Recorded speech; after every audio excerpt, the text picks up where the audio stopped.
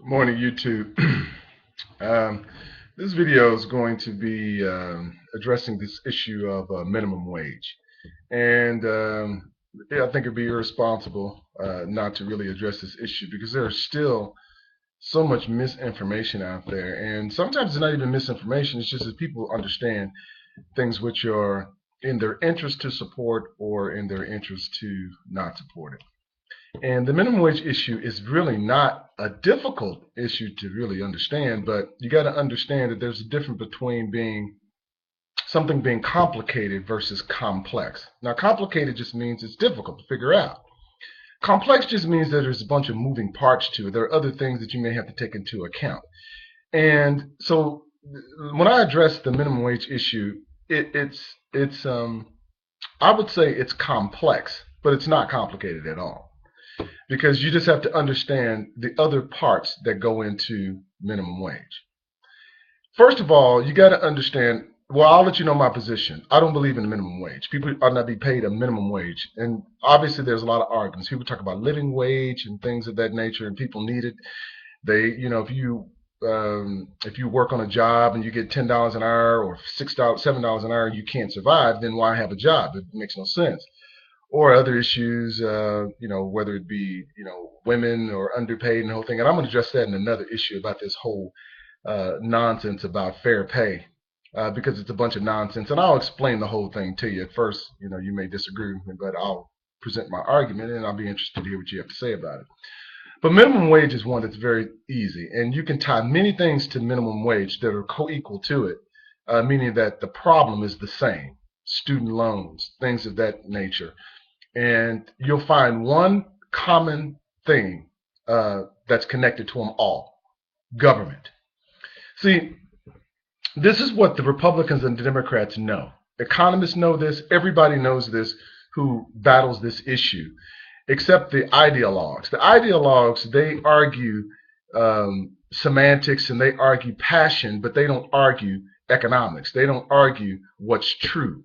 First of all, you must understand this. We live in a debt-based economy. And what that means is that our economy cannot grow unless the debt expands. And all that simply means, now debt can expand many ways. It can expand by each person taking out more loans. It can be deficit spending by the government. It could be many things. So that ties into this whole idea of Obamacare and these roads and streets and stuff like that, where government does deficit spending. See, all of that is debt. It's debt creation, and it has to be paid back. So you got to understand that it can't grow. But see, here in life, this goes right into minimum wage. So people go, as the debt continues to expand or to increase, there's such a thing called inflation. Now, people argue about what is inflation. And inflation, let me be clear about this. Inflation is an increase in the money supply, which causes an increase in prices. Okay? People think inflation is the increase in prices. No, it's not. Inflation causes the increase in prices. And it's a simple economic principle. The more of something that you have, the less demand that there is for it. Okay? The value decreases. The more of something that you have, the value of it decreases. So when you increase the money supply, the value of the dollar that you have in your pocket or that you have in your savings, it decreases, meaning that, so then what's the cause of increasing it? That means prices rise. You see where I'm getting in regards to minimum wage? Because politicians know this simple question, and this is what each American must ask themselves: what causes prices to rise? Why does it cost $10 to live? Why does it cost $16 per hour to live? Why do you need $40,000 instead of $20,000 to live? Why do you need that? See, politicians know the answer to the why. It's because of inflation. Prices rise because the government keeps increasing the money supply, right? So employers, they respond. If you have a lot of people who don't make a whole lot of money, or who don't have a whole lot of education or whatever, and you try to, and these people need to live, they need to eat, they need to do all the things that people need to do to survive. But prices keep rising. They can't live. So the government's response is is to increase the minimum wage and put the burden on the other citizens. Well, what do businesses do? If you force businesses to raise what they call minimum wage, well, what they do is they pass the savings on to you. Well, really, it's the cost. I'm joking, but they pass the cost on to the rest of us. So, an apple which costs 50 cents costs 75 cents. So when we go to the store, the prices rise. So we're going to spend more money anyway. So yeah, of course. So then their response is to keep increasing the minimum wage, which causes prices to continue to rise because the problem is government spending. Debt and spending, they're synonymous, meaning that when you increase the debt, what you're saying is the government is spending money. When the government spends more money, especially that it doesn't have, then it causes prices to rise. So what people who are on minimum wage or people who are advocates for the minimum wage, they have to ask the question, why do prices rise? Look back to our parents and grandparents. When they were going to school, some of them advanced degrees. They went to school, worked a part-time job, some of them worked full-time jobs, and paid off their student loans. Notice that your grandparents and most of our parents, I'm 40, about to be 46, they have no student debt loan, except if the ones who went back to school. But I'm talking about the ones who had their PhDs or some of the master's degrees from the 60s. They don't have any student debt.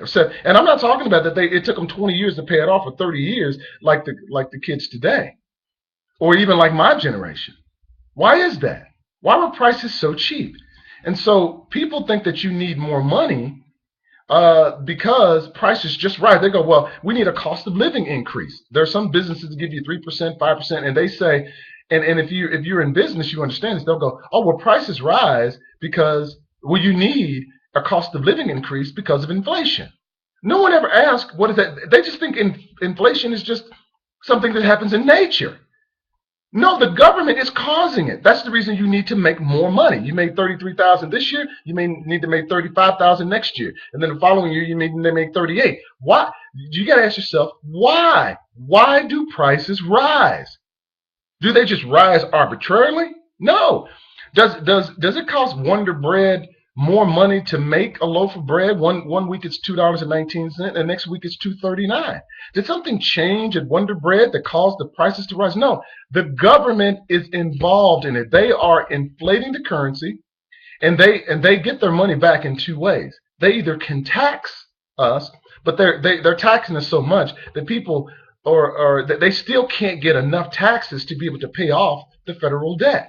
So when you hear these Republicans going crazy about the federal debt, they're absolutely right, but they're disingenuous because they know that what's really causing prices to rise is government spending. The reason that they need minimum wage to rise just so you can live is because of government spending. The spending has to stop. And the Democrats, they still just keep thinking that they can just keep taking money from other people and just give it to other people, and then things are going to be fine. That's never going to work.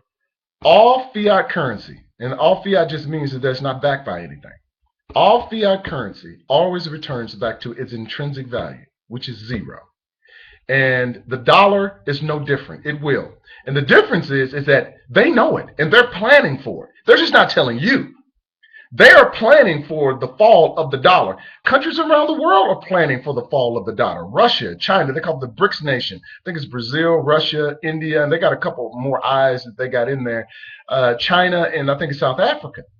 Everyone is preparing for the fall of the dollar, except Americans.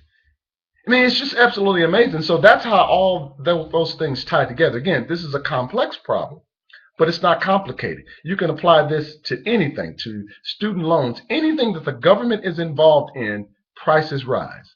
You ought to be able to live off of $4 an hour, $5 an hour, $6 an hour, $8 an hour, but you can't because the government is not going to allow you to. I'd be interested in your comments, and obviously it's a little bit more complex than this.